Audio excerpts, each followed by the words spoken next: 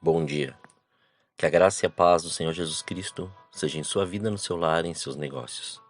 Quero agradecer a Deus por permitir entregarmos nossas primícias a Ele e juntos desfrutarmos de mais um dia dessa palavra que se encontra na segunda carta a Timóteo, capítulo 2, versículos 4 e 5, que diz: Nenhum soldado em serviço se permite envolver em negócios da vida civil, porquanto seu objetivo é agradar aquele que o recrutou para a guerra. Da mesma forma, nenhum atleta é coroado como vencedor se não competir de acordo com o regulamento. Tenho aprendido que não podemos esmorecer e nem parar de praticar aquilo que aprendemos, pois Jesus ensinou que não podemos parar de fazer e cumprir aquilo que nos foi designado, só porque achamos que já fizemos o suficiente. Isso é uma mentira que Satanás coloca para paralisar o povo de Deus e deixá-los infrutíferos. Pois lembre-se que a falta de prática em determinado assunto ou determinada maneira de agir nos impossibilita de aperfeiçoar aquilo que o Senhor nos entregou. É só você observar algum tipo de lutador ou algum mestre, alguém, quando fica muito tempo sem fazer aquela prática, ainda que ele saiba, ele não vai conseguir desempenhar e desenvolver aquilo perfeitamente. Como Paulo diz sobre o soldado e o atleta, temos que continuar nos dedicando ao máximo para aquilo que fomos chamados, pois, pois quem renova as nossas forças sempre, sempre será o Senhor. Mas para isso, um dos elementos básicos, ou podemos colocar como um princípio a ser observado e praticado, é a transformação do nosso caráter, conforme o de Cristo. Pois caráter é como uma marca impressa que distingue o ser humano. É a soma total de todas as influências positivas ou negativas aprendidas no decorrer da vida. Ele se manifestará através de valores, motivações, atitudes e sentimentos. O caráter refletirá os traços da natureza pecaminosa, influenciada pelo mundo, ou os traços da natureza divina, influenciado pela palavra e pela presença de Deus. O caráter de Deus, que foi impresso em Jesus Cristo, precisa ser impresso nos discípulos, ou seja, em nós, para que desta forma o mundo creia em Deus. Nossa primeira decisão é crer e depois sermos feitos conforme a sua própria imagem, sendo assim identificados como cristãos. Como vemos descrito na primeira carta aos Coríntios, capítulo 15, versículo 49, que diz: Assim como obtivemos a imagem do homem terreno, receberemos, de igual modo, a imagem do homem celestial. O propósito de Deus é que o ser humano se torne a imagem do seu Filho, o Senhor Jesus Cristo. Pois o caráter é determinado, em primeiro lugar, pelo aspecto moral, ou seja, aquilo que eu considero correto, errado, permitido, proibido e assim por diante. Se eu aprovo aquilo que é definitivamente errado, então pode-se dizer que o meu caráter é defeituoso. E a forma de pensar de uma pessoa é definida pela maneira como ela constrói a sua escala de valores. Quando nos convertemos ao Senhor, a primeira coisa que devemos fazer é renovar a nossa mente. Renovar significa mudar a maneira de perceber as coisas e a escala de valores.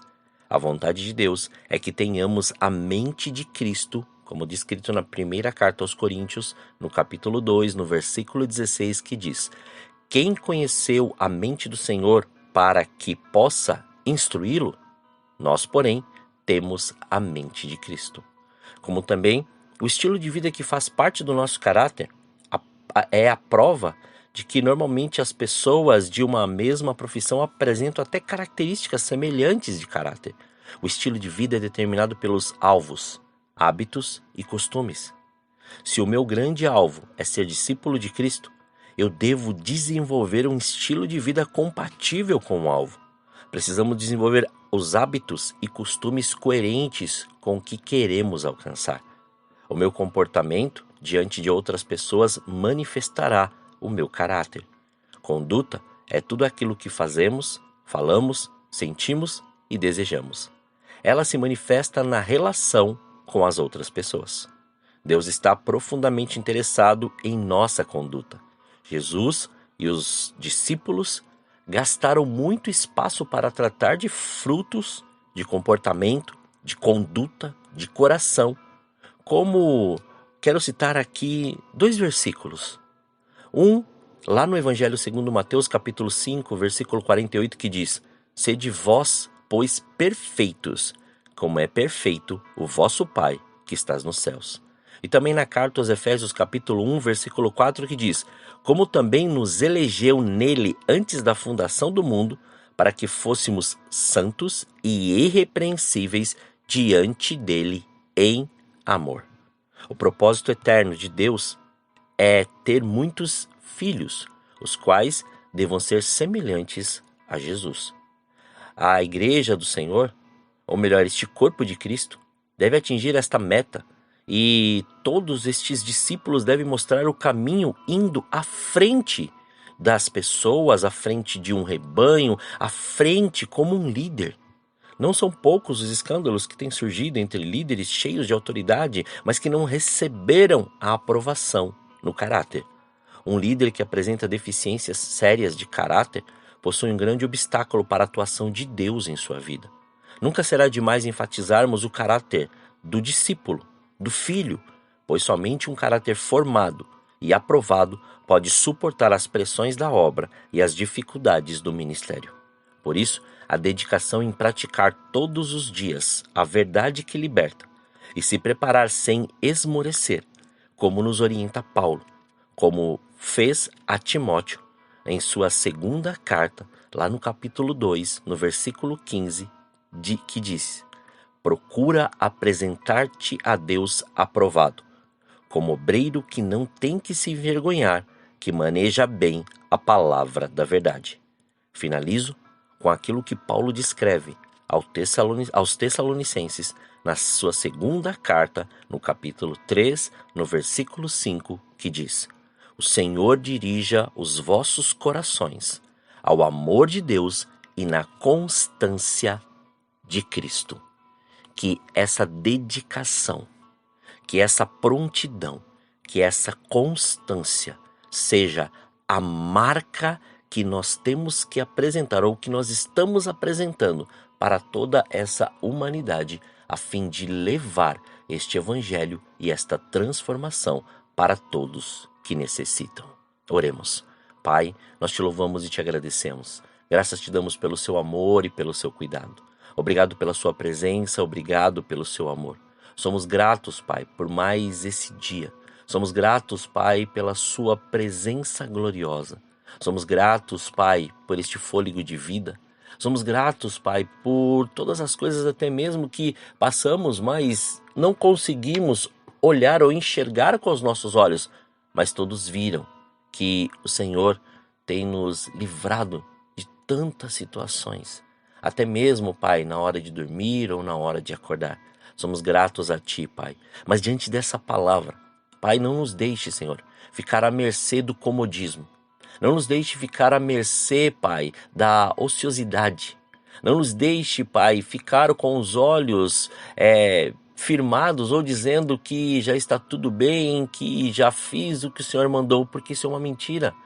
Porque, na verdade, o que o Senhor quer é que nós nos mantemos constantes até aquele último dia, Senhor.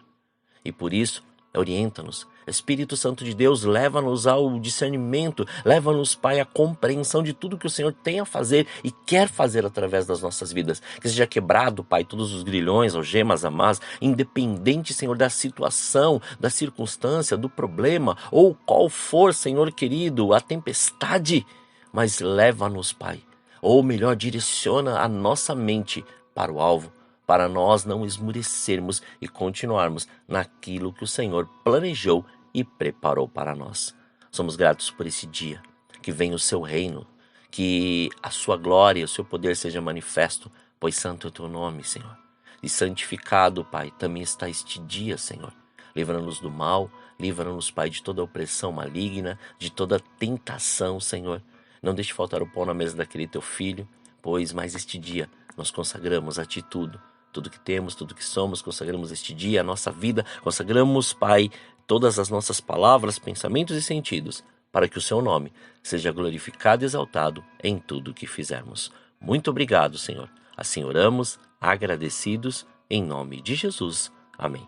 Que você tenha um dia abençoado na presença do Senhor. E quem vos fala é o pastor Leandro Araújo, da Igreja Apostólica Caminho de São Paulo, capital. Deus te abençoe grandemente.